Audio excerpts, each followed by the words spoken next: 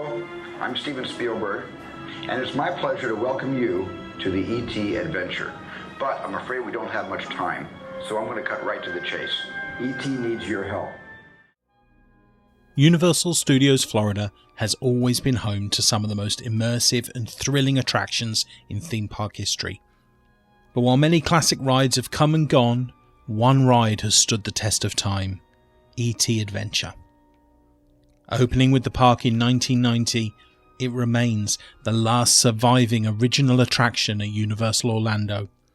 Inspired by Steven Spielberg's beloved 1982 film E.T. the Extraterrestrial, this dark ride took guests on a journey beyond the movie's ending, combining an elaborate queue, groundbreaking animatronics, and a unique flying ride system. But how did E.T. Adventure come to be? And how has it managed to outlast nearly every other opening day Universal ride? Today, we're diving into the full history of this legendary attraction. And only you can help him. Steven. E.T. Trouble. That's right, E.T. So why don't you show these people how we're going to get you back to the Green Planet?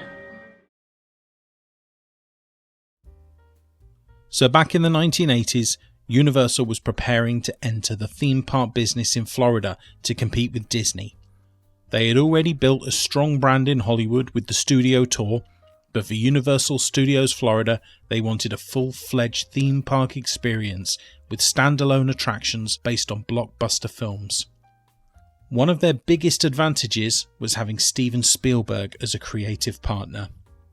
Spielberg had been responsible for some of Universal's biggest hits, and when Universal Studios Florida was being developed, he personally selected some of the movies that would inspire the rides.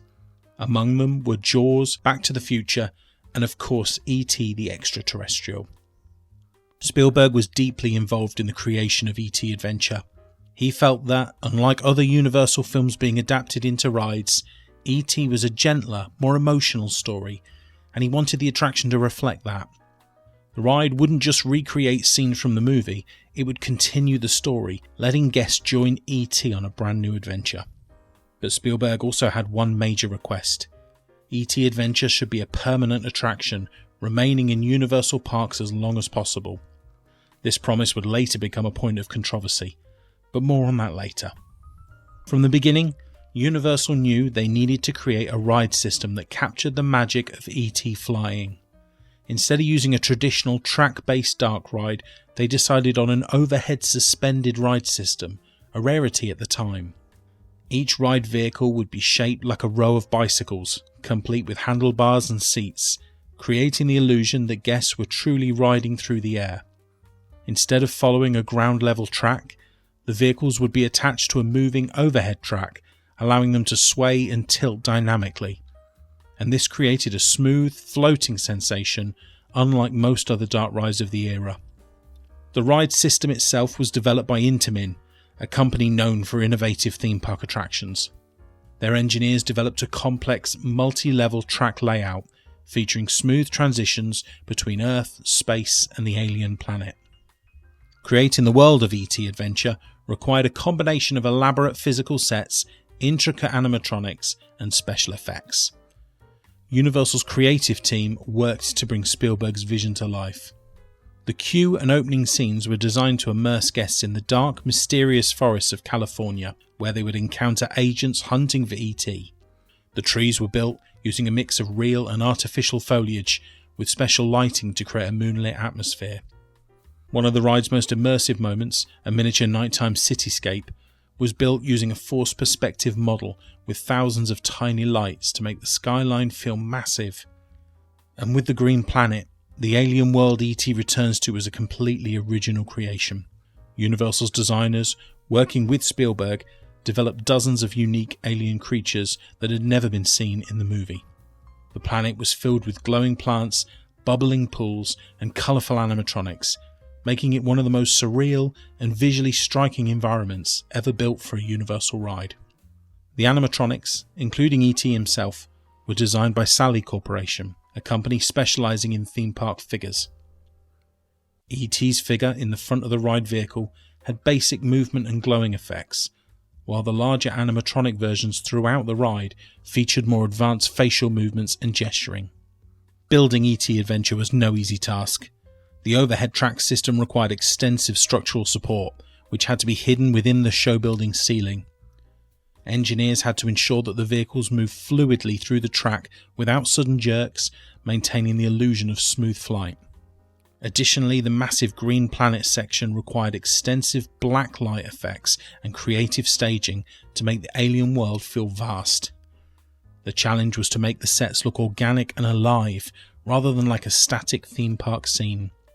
Despite these hurdles, E.T. Adventure was completed in time for the park's grand opening in June 1990. Thanks to its unique ride system, impressive animatronics, and Spielberg's direct involvement, it quickly became one of Universal Studios Florida's signature attractions. E.T. Adventure's queue is one of the most immersive in Universal's history, setting the stage for the ride before the guests even board.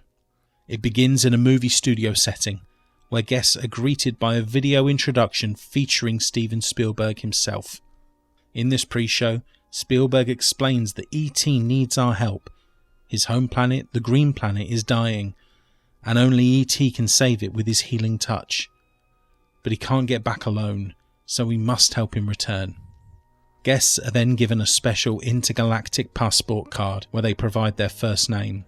This would later allow E.T. to say goodbye to guests personally at the end of the ride, a unique touch that set this attraction apart. From here, the queue transitions into a dense nighttime forest, replicating the iconic scenes from the movie. The forest queue is dark, misty, and filled with ambient sounds, including the occasional sighting of E.T. hiding in the trees. Unlike many other attractions, this queue is designed to feel like part of the adventure itself, rather than just a waiting area. Eventually, guests arrive at the boarding station, where they're about to embark on an unforgettable journey. So guests board suspended bicycle ride vehicles, with handlebars and seats arranged in rows.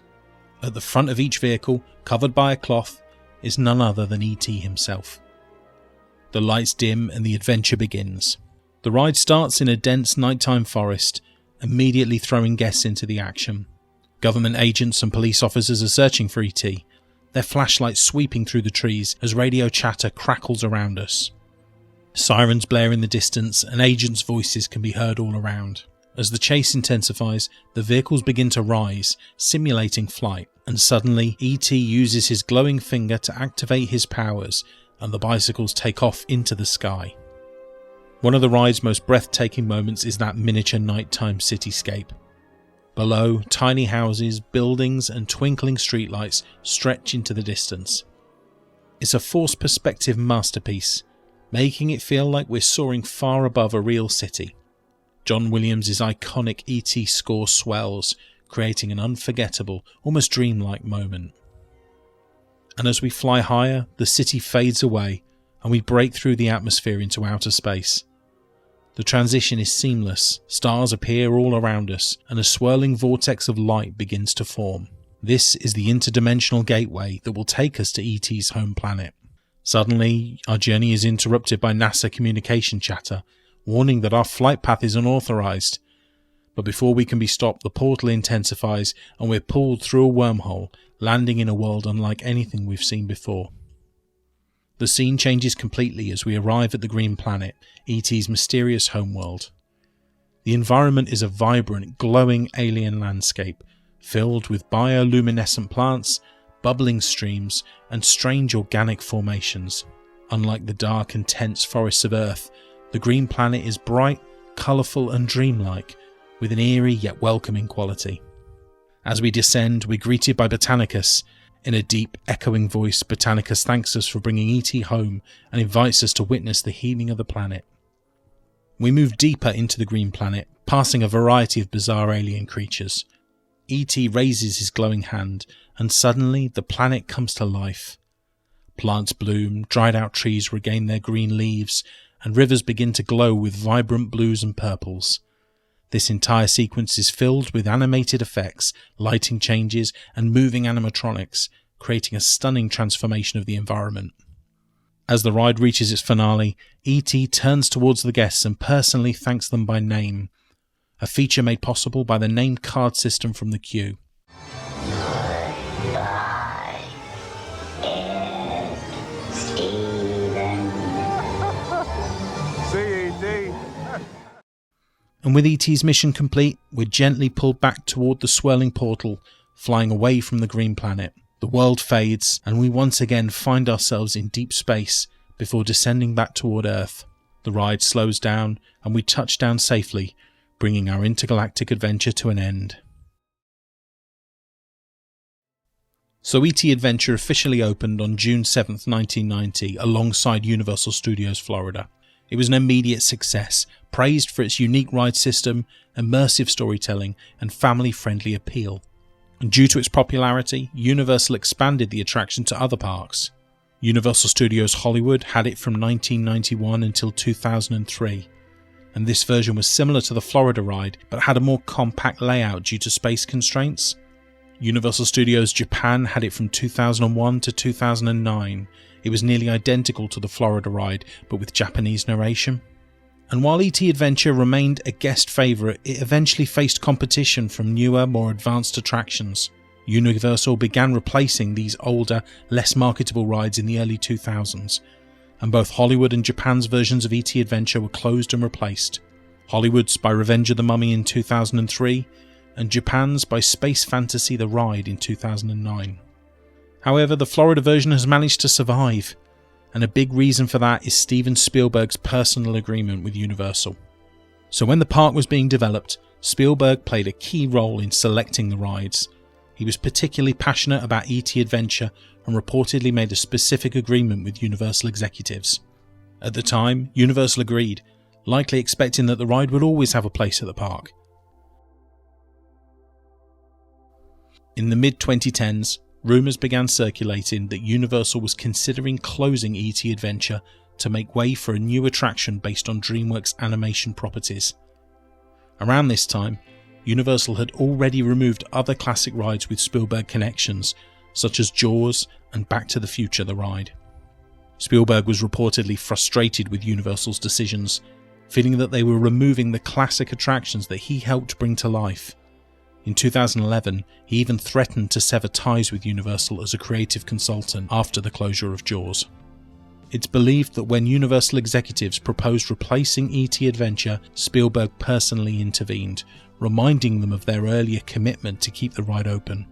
Universal ultimately backed down, and E.T. Adventure remained untouched while other original attractions disappeared. But how long can it last? While E.T. Adventure has survived for over 3 decades, its long-term future remains uncertain. The ride's aging infrastructure and decreasing popularity among younger audiences make it a likely target for replacement at some point. However, Spielberg's influence over Universal continues to be a factor, and as long as he remains involved, E.T. Adventure may continue to defy the odds.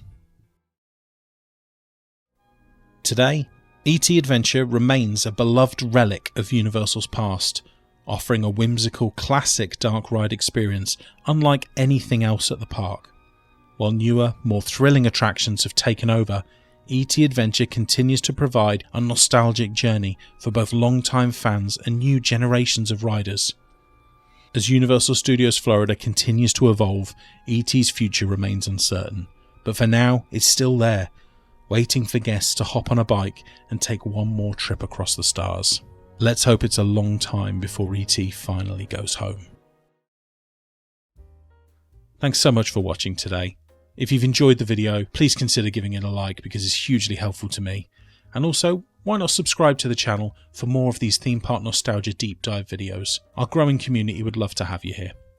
But most importantly, drop down in the comments and let me know what ride you'd like me to do next. But regardless, if these deep dive videos interest you, why not check out this ride next? Thanks for watching today. I hope you all take care, and remember, be good.